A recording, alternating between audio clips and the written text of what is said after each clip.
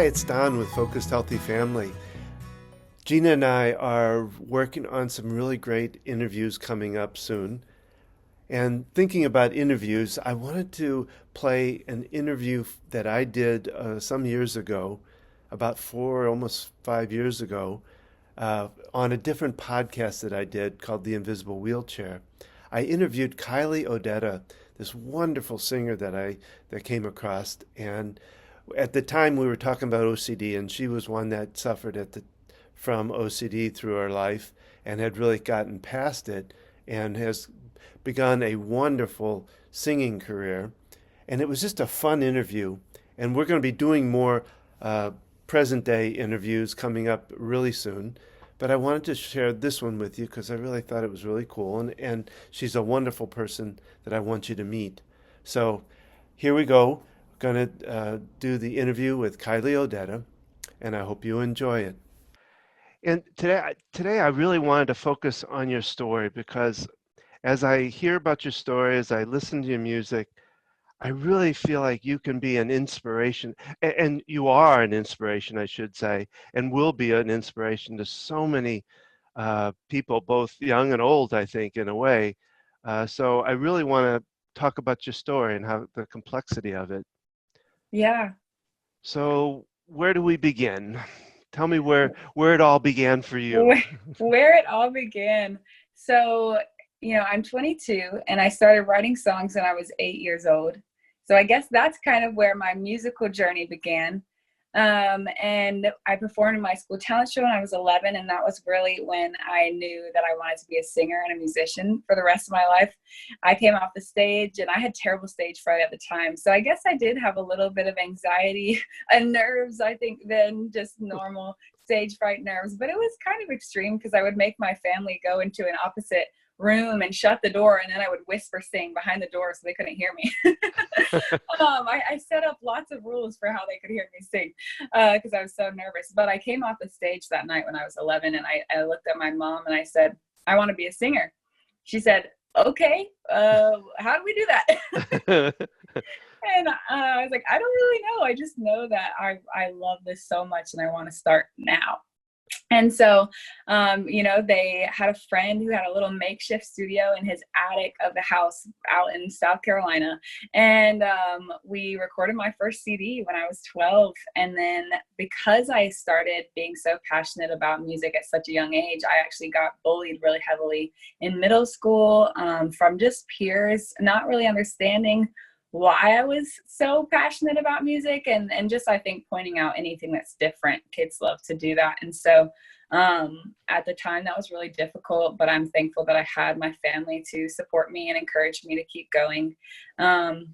Later on in life, I ended up getting to open up for some really cool artists when I was 14 and 15, like Colbie Callait and Gavin DeGraw at local festivals in South Carolina. And then I ended up going on my first national tour when I was 18, recording music all along the way. I went out, I graduated high school a year early from online school because I was already touring and traveling a lot. And so I was, I had a career, I had a lot of stuff that was going really positive for me. And then I think it was when I was 19 or 20, I got hit with a really severe case of anxiety and OCD intrusive thoughts. And it was triggered by a breakup that I had, a lot of emotional things going on in my family at the time. And it just seemed like at the start of the summer, boom, all of these thoughts that I could not escape from started attacking my mind. And I had suffered with anxiety, like I said, for a little while, I think, but I didn't really know what was going on. And so I ended up seeing a therapist during that time. I ended up trying all kinds of different things to try and overcome what was going on in my mind. And I did end up finding healing. But it was a really long journey and it was a really kind of difficult experience. And I'm 22 now, like I said, so that was a couple years ago, but I ended up writing lots of music about that time. And my hope, I just released it. It's called Roots and Petals. My hope is that through my struggles and my triumph over them, other people might be able to relate, first of all, and find hope that they can overcome them too. So how did you see the anxiety and OCD? how did it affect your music? Now, you mentioned that you wrote about it, which I Mhm. think that was probably part of a good therapy for you, I would imagine. But how else do you think that it might have affected it? Did it bring it down some, or did it change it somehow? Oh, absolutely.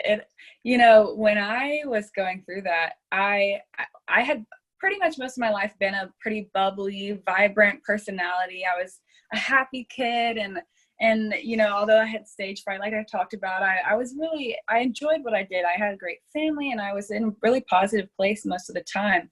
When I really started suffering with these thoughts and anxiety, I completely lost my confidence. I lost my identity. I feel like I lost my personality, because I just felt like I could not even escape my own mind. And I was thinking all these horrible things that I was thinking about myself were true. And it really took the wind out of my sails for months. I mean, I didn't write music at all for during the actual time that I was dealing with that. I didn't hardly write any music. It was when I started coming out of that season that I was able to kind of look back and write on what I was going through. But at the time, it was just too difficult, honestly. And so for a period of time, it majorly affected me as a person, obviously. But then I think looking back and coming out of that season, it impacted me in a positive way because it gave so much more depth to what I wrote about. And I remember specifically a conversation I had with my friend. I was like, I don't understand why this happened. I don't understand why I had to go through that. And he was like, you know what? I don't think we'll ever truly know, but you now have the ability to empathize with people who don't want to live another day because they're so overwhelmed with their emotions and what's going on in their brain. And he was like, you've been there. You've not wanted to live another day. You've been to the depths of that dark, and you can look somebody in the face and say that you get it.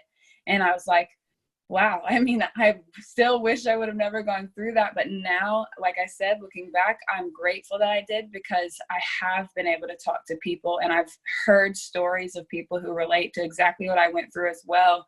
And I've seen them realize that, wow, I'm not alone. And wow, maybe I can take another step, take another breath, live another day. And that means everything to me. So although I don't wish it upon anybody, I would go through it again for that simple fact.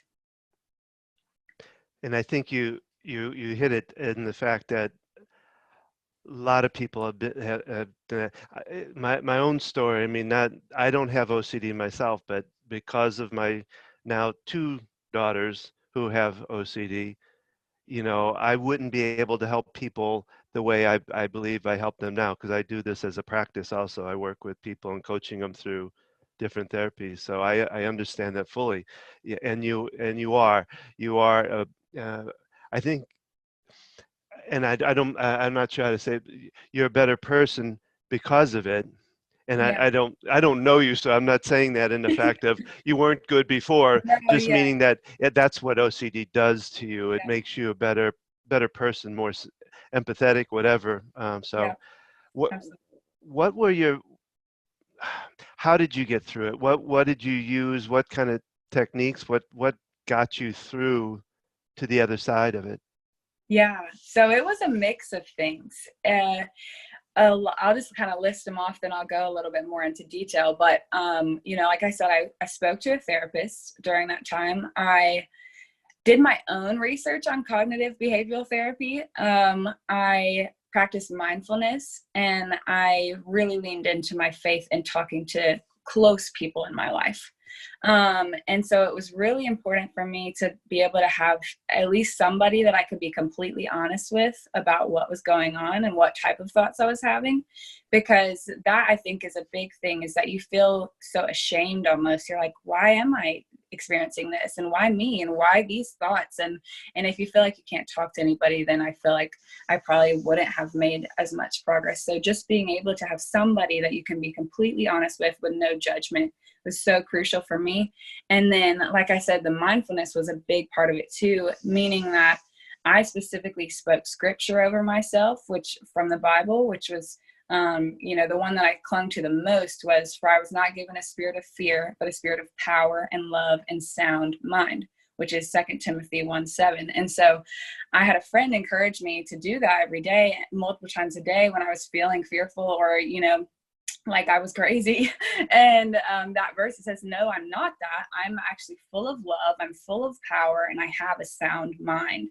And so even when I didn't believe that, I started to say it actually out loud over myself. And I just practiced, renewing my mind by staying on that truth and taking that as truth rather than the things I was thinking, so I was replacing those kind of thoughts with another positive thought.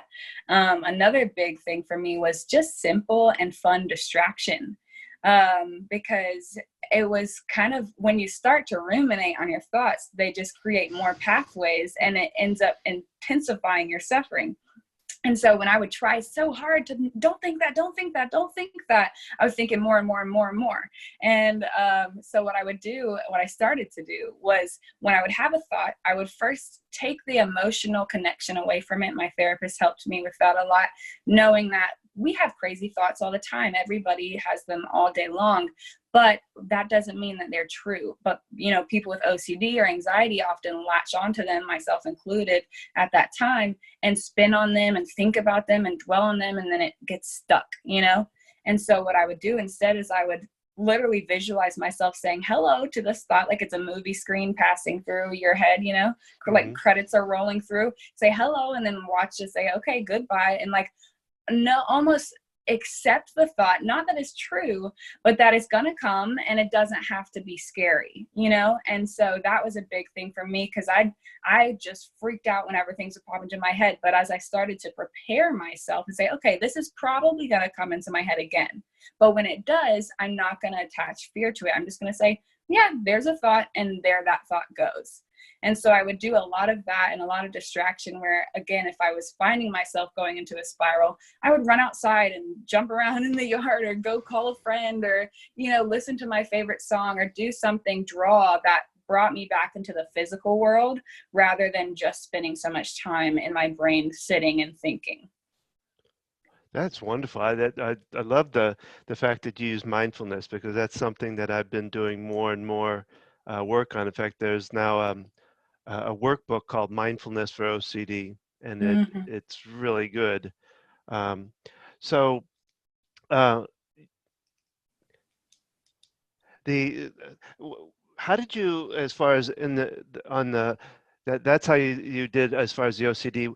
How did you handle the bullying part? What kinds of things did you do? Anything differently to that, or is it you use a lot of the same techniques for that?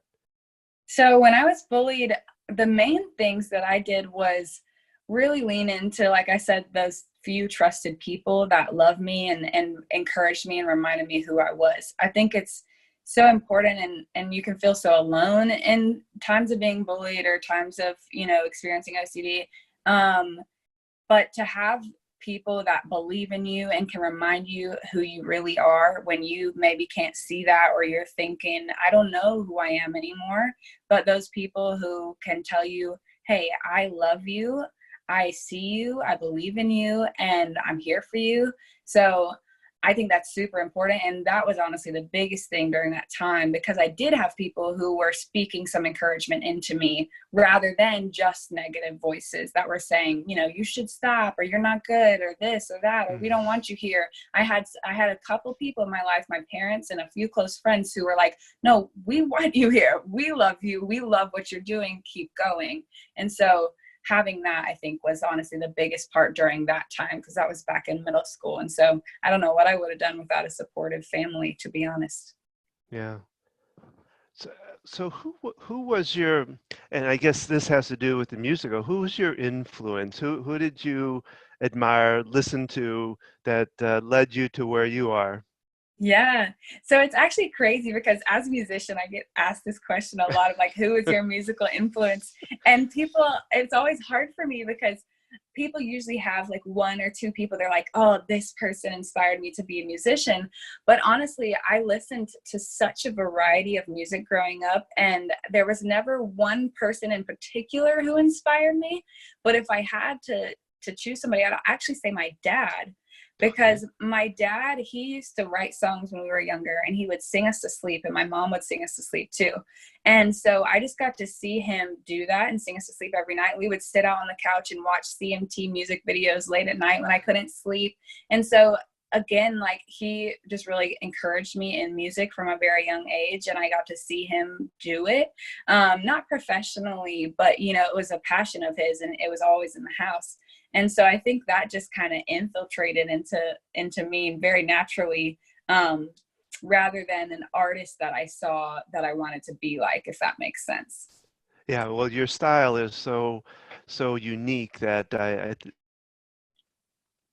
you could put off of that.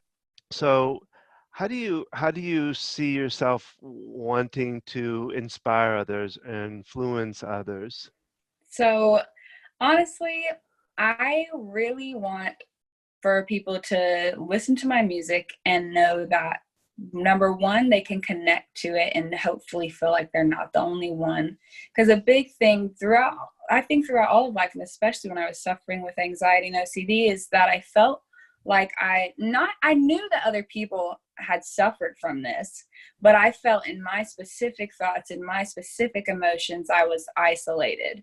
And so to really just allow people who maybe don't express themselves through writing or have a outlet like that to find the words that speak to what they're feeling, so that they can know, wow, like I am not alone. You know, there's somebody else out here who has experienced this, and this speaks to me, and this makes me feel like we're together in this. So I want people to connect and feel like they're not alone, because they're not, truly. I mean, the craziest, worst thing you've probably ever thought, somebody out there has thought that as well, you know? Yeah. And so we're all human. We all have those crazy things that happen. And two, that, you know, there is hope to overcome these types of things, and that you don't have to be marked or labeled with something for your whole life. You know, like, you get to decide and choose who you are every day. And we have, you know, crazy thoughts, and we have emotional experience, and we have traumatic events that happen in our life that cause these things. But at the end of the day, those things don't define us. We're a human being who deserves love first, and who can step out and decide who we want to be that day, you know? And so I want to empower and encourage people with my music to feel confident, and to feel like they can go ask for help and just get a little bit of courage, you know, because there's hope on the other side. And they've seen somebody who has been to the depths of that, not wanting to go another day, and now is not living in that same space anymore. So really just to provide some connectedness and some hope and joy. Like, I think sometimes we just need to get back to simple basics. Like, life is beautiful, and there's a lot of hard things, but there's a lot of amazing, wonderful, magical experiences to have. And if we can break out of our brains and open our eyes to see that, then we're all for the better, you know? Like, it just makes life more fun and more easy to bear when we do go through hard times. That's wonderful. That is an inspiration just by itself. So I think I mentioned to you, I don't know if you'd be interested in giving us a little taste of a song. Yeah, Is that something you can do impromptu? that is something I can do. Would you like me to play piano and sing, or just sing? That would be great. The Okay. piano would be wonderful too. Yes. And I don't know if you want to give a little teaser to the new song you've got coming out or not. You don't have to. It's up to you. Yeah. Well, I will definitely do that. I just am walking over. You can maybe cut this part out if you'd That's like. all right. Yeah. I needed to get over here. I forgot that we were going to do that, but that is totally cool. Let me just make sure you can hear it okay. Can you hear the piano? Sounds good. All right.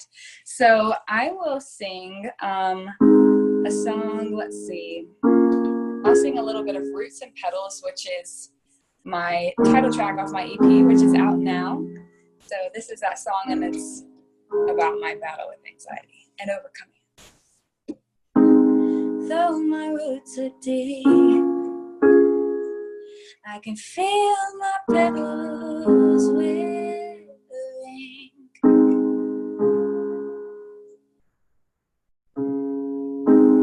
Yeah, my knuckles bleed. I can hear my mind scream retreat.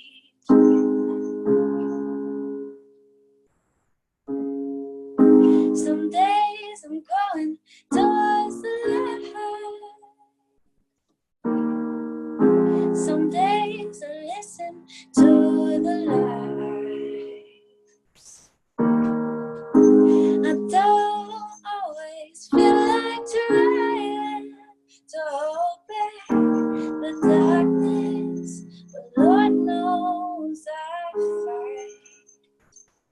'Cause when I fight, I know that I can lose.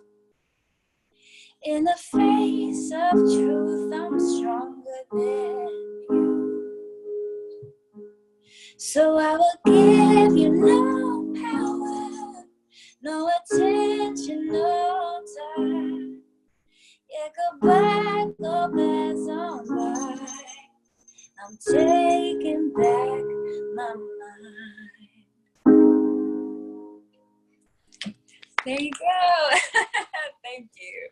And I like your friend back there in the back there. My dog. Yes. That's Zella. Zella. Yeah. We have 2 dogs and 2 cats and 3 cats outside, so I very much appreciate it. Pets are the best. Yes, they are. Finally, the last thing I'll say is, how would you recommend people finding out more about you? Maybe a website, whatever.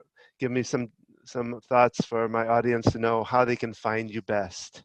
Yeah, so I am on. Oh goodness, hold on. You still there? Yeah. Sorry, someone called me right in the middle, and so I was like, "Wait, what happened?" All right, I'll pause and then start over again. So you can find me on my website at kylieodetta.com. I'm also on all socials like Instagram, Facebook, Twitter, Spotify, iTunes, YouTube. So if you just Google Kylie Odetta, you'll probably find me somehow. But the website is probably the easiest one-stop shop for people. And of course, I'll remind my audience that I'll have all of that information up on the Invisible Wheelchair podcast website so that you can find it there also. So Kylie, it's been wonderful to talk with you. I've really enjoyed it. I enjoyed the music. It sounds beautiful. And I thank you for being on. Yeah, thank you for having me. It's been so great to talk. Hope you've enjoyed our podcast today. We'd love for you to share this with other people, like this podcast, and know that you can listen to it anywhere you hear podcasts, and you can watch it on YouTube. And be sure to follow us, like us, share the information with other people, check out our other videos or other podcasts that we do, covering a whole variety of topics from parenting our children, our parents, and ourselves, with us focusing more recently on juggling family life, caring for aging loved ones, but also covering other topics of parenting, all aspects of parenting. And check out, previous podcasts. We covered foster parenting topics and have interviewed some really awesome people in some different areas. So be sure to check that out. If you have other questions about what we do, be sure to go to our Facebook page and learn more about the things we do with Focused Healthy Family. Don does tapping if you're watching us, EFT tapping, and you can learn more about his practice and what he does. I do an Ask the OT. Don and I do it together, but about twice a month or more. We're going live online for about a half an hour. It happens on YouTube, and you can come in through Zoom. You can send in questions or join us. Again, reach out to us with questions or come in via YouTube for those events to just your questions about caring for aging loved ones, juggling different responsibilities.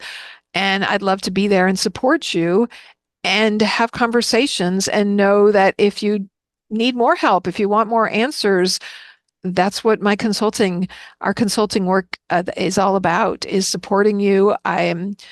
All this work I've been doing with my dad and my mom and navigating these avenues. I'm working on a pamphlet right now, navigating hospital to rehab to home. And there's just so many little bits of information that I can share with people. And when I can learn about you and your own situation and your loved one, I can help you more directly and more specifically. So go to Focused Healthy Family, follow us on Instagram, on YouTube.